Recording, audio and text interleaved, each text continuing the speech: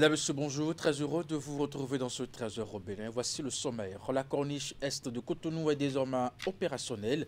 Ouverte à la circulation il y a quelques semaines, l'infrastructure routière fait déjà la fierté des Béninois. Située dans le 3e arrondissement de Cotonou au quartier Akpakpa, à la descente de l'ancien pont, nos équipes ont fait un tour afin de voir la transformation que cette infrastructure routière, bien entendu, a opérée dans la ville de Cotonou. Ensuite, la garde nationale ne se limite pas aux exercices militaires dans le cadre de la manœuvre bouclier à Lokossa, dans le département du Mono. Elle a offert une action médicale gratuite pour soigner et rapprocher l'armée des populations, renforcer la sécurité et tisser le lien armée-nation. Et pour finir, il faut le savoir, 11 centres de détention du Bénin ont reçu la visite de la délégation de la direction de la jeunesse, des loisirs et de la vie associative du ministère des Sports du Bénin. Il s'agit de mettre à disposition des centres de détention des outils de jeu pour le loisir des pensionnaires de nos maisons d'arrêt. Et voilà pour vous le sommaire de cette édition. À nouveau, bonjour et bienvenue. Si vous nous rejoignez, transformation de notre cadre de vie situé dans le 3e arrondissement de la ville de Cotonou au quartier Akpakpa, à la descente de l'ancien pont. La corniche est de Cotonou est désormais opérationnelle, ouverte à la circulation il y a seulement quelques semaines. L'infrastructure routière fait déjà la fierté des Béninois. L'une de nos équipes s'est dépêchée sur le terrain ce lundi pour constater justement l'ambiance qui prévaut sur cette infrastructure et autour de cette nouvelle attraction de la capitale économique du Bénin. Reportage Hugues Venyingbe, Rachidi Soubero. Bordé de barricades et faisant office de promenade ou de décor idéal pour des séances de prise de vue dans un passé récent, la corniche est de Cotonou accueille depuis peu ses premiers moyens roulants.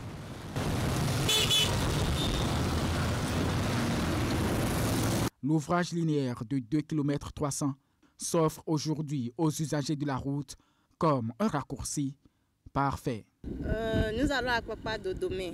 On a quitté Isocel. On nous a indiqué cette fois qu'on est en train de prendre.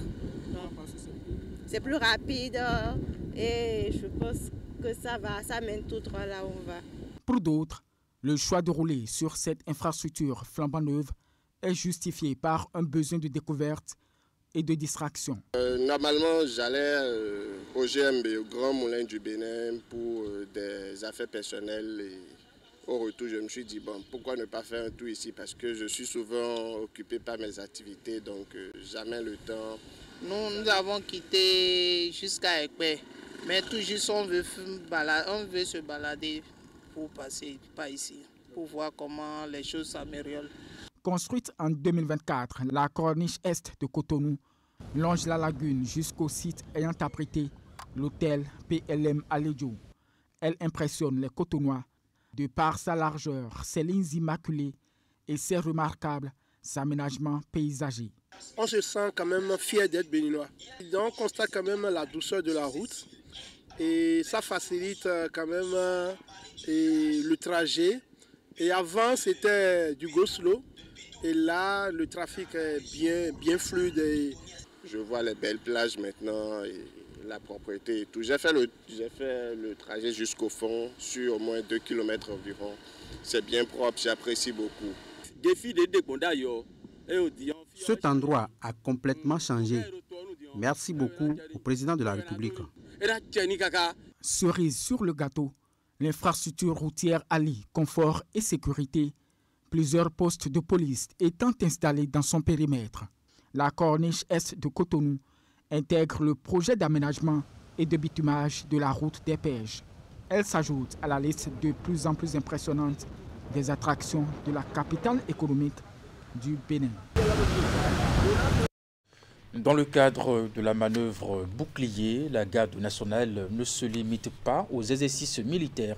À Lokossa, dans le département du Mono, elle a offert une action médicale gratuite pour soigner et rapprocher l'armée des populations, renforcer la sécurité et tisser le lien armée-nation. C'est bien l'esprit de la manœuvre bouclier. On retrouve Teddy Goudalo pour le point. Pour des raisons de santé, ces hommes et femmes de Lokossa et environ se sont déplacés pour se faire diagnostiquer par ces médecins militaires.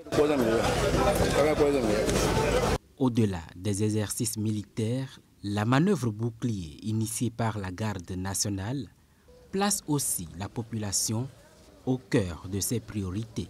Cette action médicale est gratuite au profit des communautés. Cette initiative, elle est heureuse.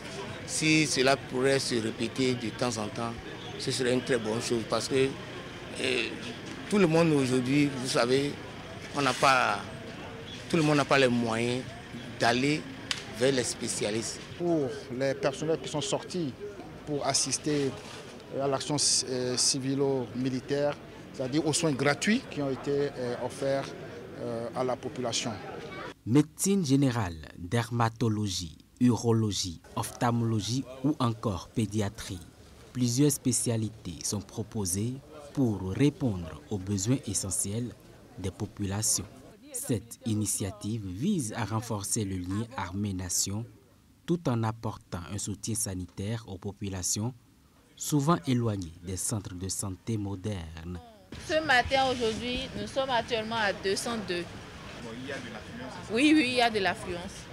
Et peut-être jusqu'à 17h maintenant, on sera à 300 voire 400.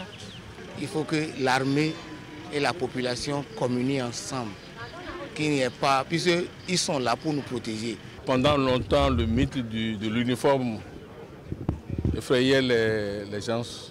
Il va falloir que l'armée se mette au cœur de la population et qu'elle soit perçue comme un instrument de sauvegarde et non pas un instrument de répression.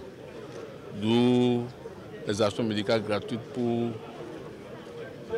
appeler la sympathie des populations et également aussi de façon indirecte à leur donner confiance pour qu'ils puissent nous donner des informations utiles. C'est un geste de proximité qui rappelle qu'au-delà de sa mission de défense et de sécurité, la garde nationale joue aussi un rôle social et humanitaire. L'accueil et les enfants. On parle toujours santé, atelier de validation des lignes directrices des fonctions réglementaires de l'Agence béninoise du médicament et des autres produits de santé. Les travaux ont été lancés par le directeur de cabinet représentant le ministre de la Santé ce lundi à Bénin Royal Hotel à Cotonou. L'objectif de cet atelier, qui a reçu le soutien de la fondation Bill et Melinda Gates pour son organisation, est déterminé de valider les documents préparés dans une approche participative et mobilisant bien entendu les directions techniques et puis les parties prenantes nationales et les partenaires internationaux. On fait le point dans ce reportage. L'atelier de validation des lignes directrices de l'Agence béninoise du médicament et des autres produits de santé, ABMED, s'ouvre ce lundi ici à Cotonou. Il constitue une étape stratégique dans la perspective de l'atteinte du niveau de maturité 3 tel que défini par l'Organisation mondiale de la santé. Pendant toute cette semaine, nous aurons à parcourir les projets de ligne directrice de 6 fonctions réglementaires, à savoir la surveillance du marché, les essais cliniques, la vigilance, l'homologation, l'octroi des licences et le système national de réglementation. Nous travaillerons sur une méthodologie alternant travaux de groupe et plénière afin d'avancer de façon harmonieuse et consensuelle dans la validation de ces documents. Cet atelier est organisé avec l'appui financier et technique de la Fondation Bill et Melinda Gates, en partenariat avec l'OMS et l'Autorité de régulation du secteur de la santé. Dans le cadre de ces attributions, l'ABMED exerce les fonctions réglementaires essentielles telles que définies par l'OMS à travers son outil d'évaluation institutionnelle, le Global Benchmarking Tool. L'atelier qui nous réunit aujourd'hui est le fruit d'un travail collectif, rigoureux, d'auto-évaluation institutionnelle, d'identification des écarts, d'élaboration d'un plan de développement et maintenant de validation participative des lignes directrices. Le chemin vers le niveau d'excellence est exigeant. Le travail qui nous réunit aujourd'hui est déterminant. Il vise à doter l'ABMED de lignes directrices techniques essentielles pour renforcer la maîtrise de ces processus garantit une régulation rigoureuse, transparente et adaptée aux réalités du secteur pharmaceutique béninois. Depuis des années, le gouvernement, à travers l'ABMED, s'est engagé dans la transformation de son système de réglementation pharmaceutique. Cet atelier s'inscrit dans la volonté de l'ABMED de bâtir un système réglementaire crédible, efficace et protecteur de la santé publique en phase avec les bonnes pratiques internationales et les exigences de souveraineté pharmaceutique. Et sur le même sujet, quelle est la mission de l'Agence béninoise du médicament et des autres produits de santé ABMED et quelles sont justement ses fonctions réglementaires dont il est question? Pour en savoir davantage, Oulette Sanoussi a tendu son micro à Nili Notaï qui est chimiste à l'ABMED. On l'écoute.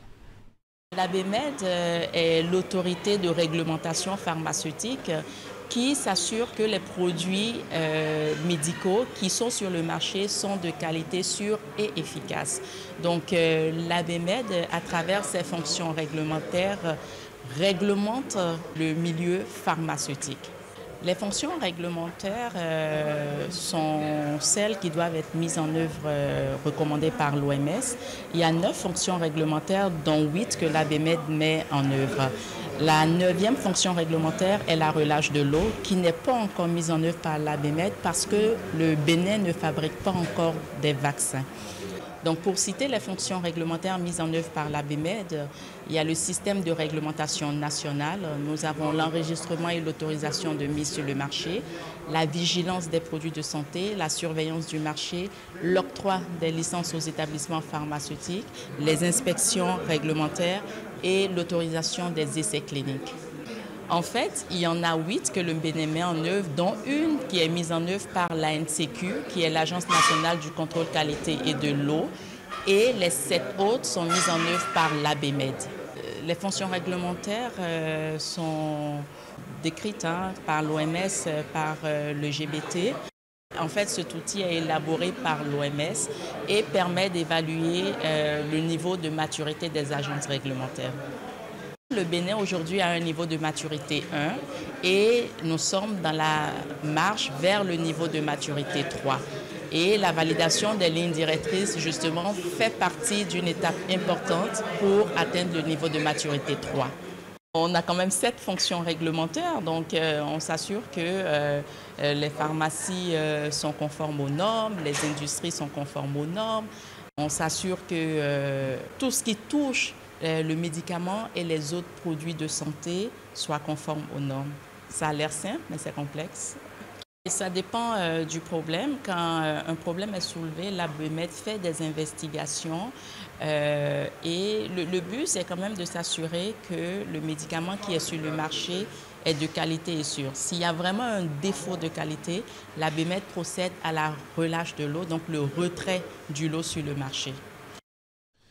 Le 38e colloque de l'Association internationale de climatologie s'est ouvert ce mardi à l'Université d'Abomey-Calavi sur le thème climat, agriculture, ressources en eau, tourisme et développement. C'est un grand rendez-vous scientifique qui invite à des réflexions pluridisciplinaires et à des approches croisées entre climatologues, géographes, agronomes, économistes et sociologues, touristes, experts en aménagement du territoire. Des acteurs qui vont pendant 3 jours échanger sur les risques, les catastrophes et les stratégies d'adaptation et de résilience pour affronter ces catastrophes. Reportage. Ce 38e colloque de l'Association internationale de climatologie est organisé sous la houlette du LACED, avec l'appui de l'école doctorale pluridisciplinaire Espace Culture et Développement de l'Université d'Abomey-Calavi. Il s'inscrit dans la vision d'une formation doctorale ancrée dans les réalités endogènes et préoccupations majeures du monde actuel. Le thème retenu, climat, agriculture, ressources en eau, tourisme et développement, traduit la nécessité d'aborder les enjeux climatiques de manière holistique. Dans un contexte mondial marqué par l'aggravation des bouleversements climatiques, la recherche académique se révèle plus que jamais indispensable. Et il ne s'agit plus de viser uniquement le progrès social et économique, mais d'inscrire désormais nos ambitions dans le respect des limites écologiques et des équilibres naturelle. Ce 38e rendez-vous de l'AIC se tient dans la continuité de la précédente édition tenue en juillet 2024 à Paris pour promouvoir les échanges scientifiques entre chercheurs et acteurs de développement.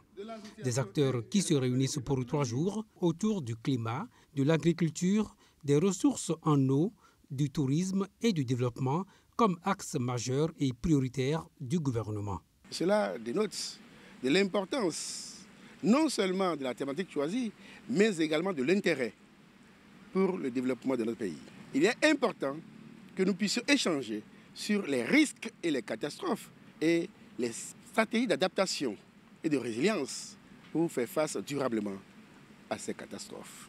Cette rencontre offre ainsi à ces acteurs une occasion de croiser les expertises et de faire émerger des solutions transversales audacieuses et solidaires dans un monde en perpétuelle recomposition. Vous savez, la finalité de tout colloque, c'est la mise en place d'outils d'aide à la décision. Proposer des stratégies aux décideurs pour mieux gérer et durablement les espaces qui leur sont confiés. Les thématiques de ce 38e colloque de l'AIC aideront donc le Bénin à avoir des outils pour une bonne gestion de son espace. Autre volet de ce trésor au Bénin, une rencontre multi-acteurs se tient dans le département des Collines afin de réfléchir aux causes profondes qui sont à l'origine de la recrudescence des accidents dans cette zone, notamment à Dassazoumé. L'atelier est organisé grâce à l'appui financier de l'Agence belge de développement ENABEL à travers les projets PAOP2 et PRONOD. Les échanges permettront aux participants d'apporter leur contribution à la réduction des accidents. Imet Ilena Moussou. Se veut un espace d'échange, de réflexion, de collaboration, ainsi que de prise d'initiative concrète en vue de diagnostiquer les causes profondes à l'origine des cas d'accident, puis proposer des pistes de solutions. Cause majeure de traumatisme, d'invalidité et de décès prématurés, les accidents de la circulation représentent aujourd'hui un enjeu de santé publique.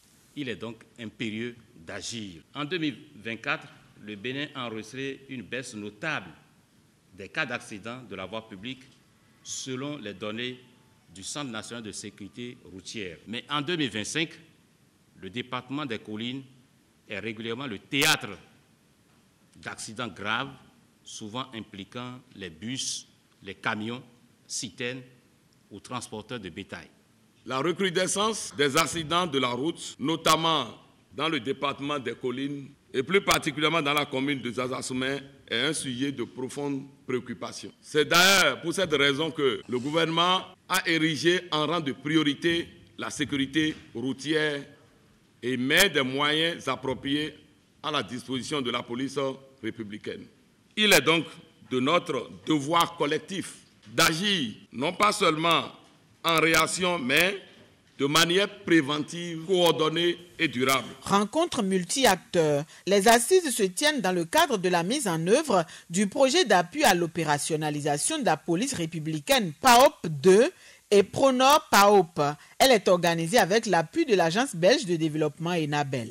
Nous n'avons pas dû réfléchir longtemps pour ouvrir le portefeuille, donc j'ai déjà hâte pour voir les conclusions. C'est un travail pluridisciplinaire. Il faut vraiment que nous travaillons ensemble. De façon spécifique, nous voudrions vous convier à déterminer les causes principales de ces accidents de la voie publique dans notre département. Je voudrais également vous inviter à mettre en place des mesures préventives. Important au dit des diverses autorités qui ont plaidé pour sa tenue. Ce rendez-vous offre aux participants l'opportunité d'apporter leur contribution à la réduction des accidents dans les communes du département des Collines, notamment à Dassazoumé. Dans la suite de cette édition, la direction de la jeunesse et des loisirs, de la vie associative du ministère des Sports du Bénin sacrifie à une tradition annuelle l'organisation des activités de loisirs dans le centre de détention du Bénin. Cette année, les pensionnaires des 11 centres de détention du Bénin ont reçu la visite de la délégation justement de la DJVA pour le même exercice. Le lancement officiel de ce programme s'est déroulé ce lundi dernier à la prison civile à Cotonou. Les détails dans ce reportage. Du sport et des loisirs sains utiles aux pensionnaires des établissements pénitentiaires. La direction de la jeunesse, des loisirs et de la vie associative du ministère des Sports accorde du prix à cette recommandation des règles minimales pour le traitement des détenus, ce qui justifie clairement la visite de la délégation ministérielle ce lundi 7 juillet 2025 à la prison civile de Cotonou. Elle vient les mains chargées de divers jeux, dont le ludo, le scrabble, les jeux de cartes, de belote et bien d'autres. L'organisation des loisirs en milieu carcéral permet ainsi d'atteindre les objectifs de l'exécution de la peine que sont la normalisation, la responsabilisation, la participation, la réinsertion et la réparation. Dehors, nous avons nos tablettes, nous avons nos téléphones Android. On peut surfer sur n'importe quel site pour nous distraire. Mais ici, vous n'avez pas tout le temps ce privilège. Lancé en 2019, ce programme qui est aujourd'hui à sa 5e édition vise à promouvoir la pratique des loisirs sains et à offrir à la jeunesse en milieu carcéral des moments de divertissement et de bien-être. Un programme porté par le ministère des Sports et le ministère de la Justice qui apporte depuis lors une touche particulière au moment de gaieté et de joie dans les centres pénitentiaires. Je vous encourage à vous engager pleinement dans les différentes disciplines, à les saisir comme des occasions d'apprendre, de renforcer les capacités et de partager.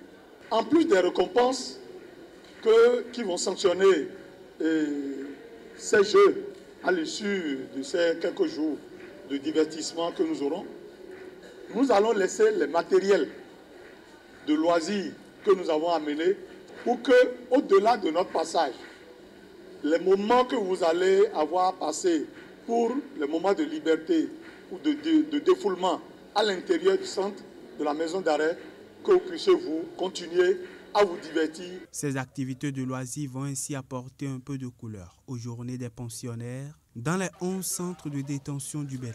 Elles témoignent une fois encore de la volonté du gouvernement de garantir l'accès aux loisirs sains à tous les détenus sur l'ensemble du territoire national. Religion pour finir cette édition. Dans la ville de Parakou, l'église du christianisme céleste a rassemblé fidèles et dignitaires pour un culte spécial sous le signe de l'unité. Une cérémonie remarquée par la présence du ministre conseiller Rachidi Badamassi. Moment de forte ferveur et de communion, cette célébration céleste visait également à renforcer les liens entre les différentes paroisses de la région. Rachidi Badamassi a par la suite rejoint les festivités traditionnelles du Donkorou à Tian, dans le premier arrondissement de la ville. Deux temps forts entre spiritualité et culture qui illustrent son attachement aux valeurs du vivre ensemble. Epiphane Tchabi, Socrate Dantodé. C'est une nouvelle page d'histoire que vient d'écrire l'église du christianisme céleste dans le Borgou. Réunis à la paroisse de Banikani à Parakou ce samedi, fidèles dignitaires et représentants des différentes paroisses ont célébré un culte d'action de grâce suivi d'un conseil spirituel sous le signe de l'unification. Invité à cette grande rencontre, le ministre conseiller à la Défense et à la Sécurité Rachidi Badamassi a salué l'initiative tout en rendant un hommage appuyé au président Patrice Talon pour ses efforts en faveur de la réconciliation des courants de l'Église. Cette parole des disciples du Christ qui disait un jour au Seigneur Jésus, à qui irons-nous, Seigneur, car tu as la parole de la vie éternelle. Et moi je dis aujourd'hui au chef de l'État, à qui irons-nous, car tu as le secret du développement du Bénin. Tu as le secret et tu as le don de la réconciliation. Tu as le don de cimenter l'unité nationale. Tu as reçu à réconcilier les frères protestants. Tu as reçu à réconcilier les frères musulmans. Tu as reçu à réconcilier les frères célestes. Quelle grâce!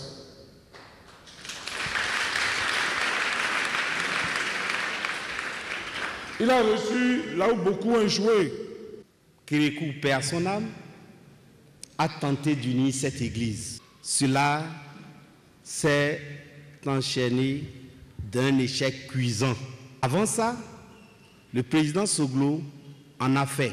Mais depuis le 20 février, la démarche de l'unité a été engagée et nous sommes en train de marcher dans ce processus. Un peu plus tard, dans le quartier Tian, toujours dans la ville de Parakou, Rachidi Baramansia prépare la cérémonie du Donkonru, une fête traditionnelle qui marque le nouvel an Batonou. La valorisation de nos cultures, c'est notre raison d'être et c'est la priorité du gouvernement. En témoigne la réflexion et la construction de certains palais. Ce qui se passe en Niki, c'est de l'inédit, c'est du jamais vu. La construction du palais impérial de Niki a coûté plus de 5 milliards de francs CFA. Un samedi, visiblement chargé pour celui qui se montre de plus en plus proche des différentes communautés, suivant l'ambition prônée par le chef de l'État, le président Patrice Talon. C'est la fin de cette édition. Merci de l'avoir suivi à 16h. Votre bulletin d'information, 19h30, la grande édition de la soirée. Juste après votre émission, l'info continue. Portez-vous bien et à très bientôt.